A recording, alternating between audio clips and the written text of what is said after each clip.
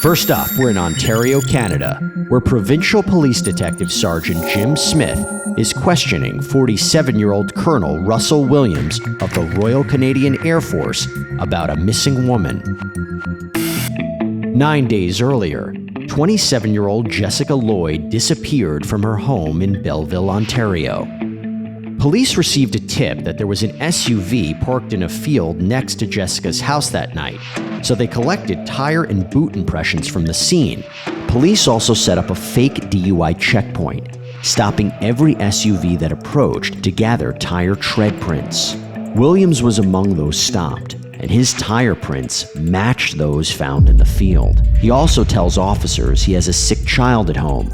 When this is determined by authorities to be a lie, he's placed under surveillance and warrants are issued to search his two homes, and he's brought in for questioning.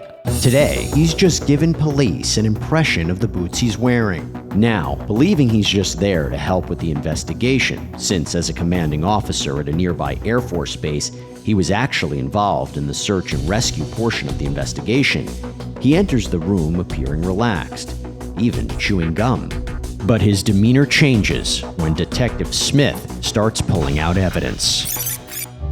Would it surprise you to know that when the CSI officers were looking around her property, that they identified a set of tire tracks? They identified those tires as the same tires on your Pathfinder. Really? Yeah. Okay. Okay. This is the footwear impression of the person who approached the rear of Jessica Lloyd's house on the evening of the 28th and 29th of January. Yeah. Okay. This is a photocopy of the boot that you took off your foot just a little while ago. Okay. These are identical. Right now, there's a search warrant being executed at your residence. So your wife now knows what's going on. They sit in silence for half a minute, staring at each other. Call me Russ, please. Okay. What are we gonna do, Russ? It's hard to believe this is happening. I want to minimize the impact on my wife. So do I.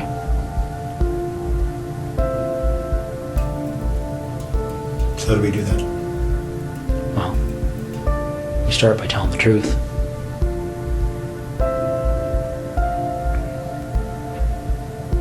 Okay. Okay. So where is she? Get him out. Williams points out the location of Jessica's body, then tells Smith how he targeted her after seeing her through the windows of her house, which was along the route to the Air Force base he commanded. I saw her in her house on her treadmill Wednesday night, I guess. And I noticed she wasn't there Thursday. So I got into the house to look around. Then, and then left. Noticed she'd come home. So I went back in. Williams confessed that he broke in after Jessica went to sleep. So I woke her up. I raped her in her house. And then I took her to the car and took her to Tweed. Tweed is a town in Ottawa, where Williams and his wife own a cottage. And spent the day in Tweed. And then I hit her as we were walking. She thought we were leaving. Hit her on the back of the head. Her skull gave way. She was there and immediately unconscious. And I strangled her.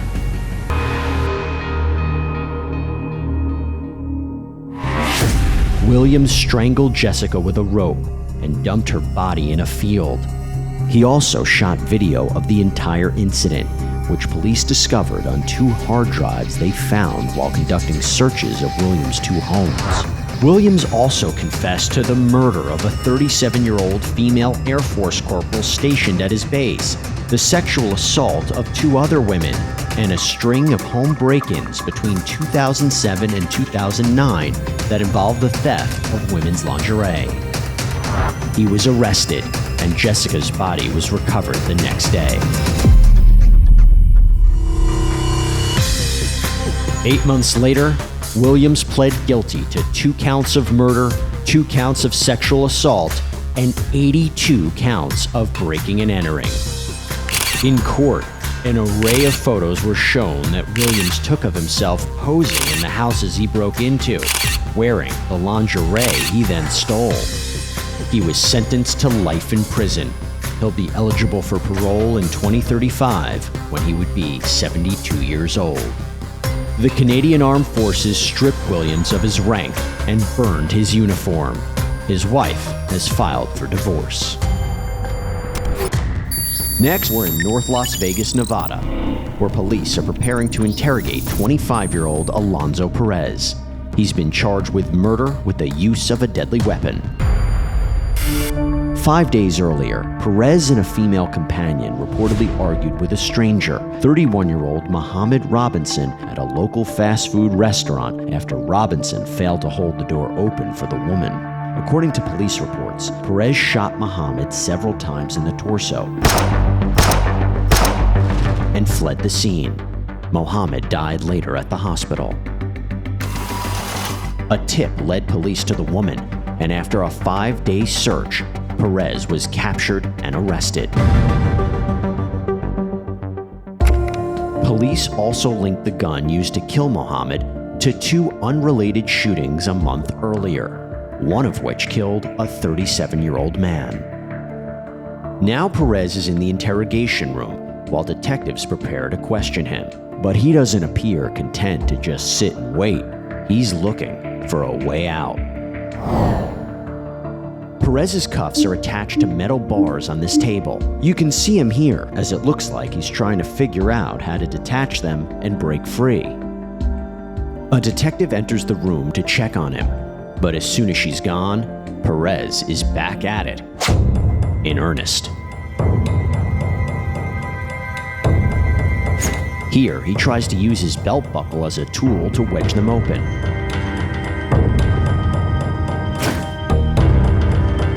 Eventually, simple brute force does the trick.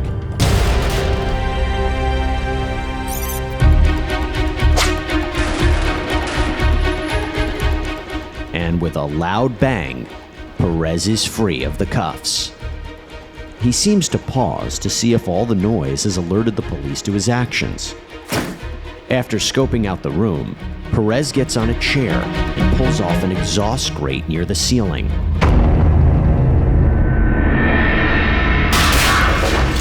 And he's gone. Still wearing ankle cuffs?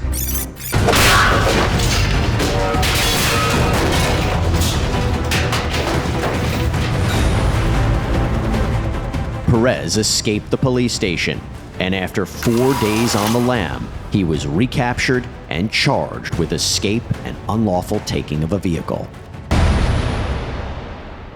When he was finally interrogated, Perez claimed he shot Mohammed in self-defense. In addition to the earlier shootings, police also matched Perez's gun to the killing of a 50-year-old man the day after Mohammed died.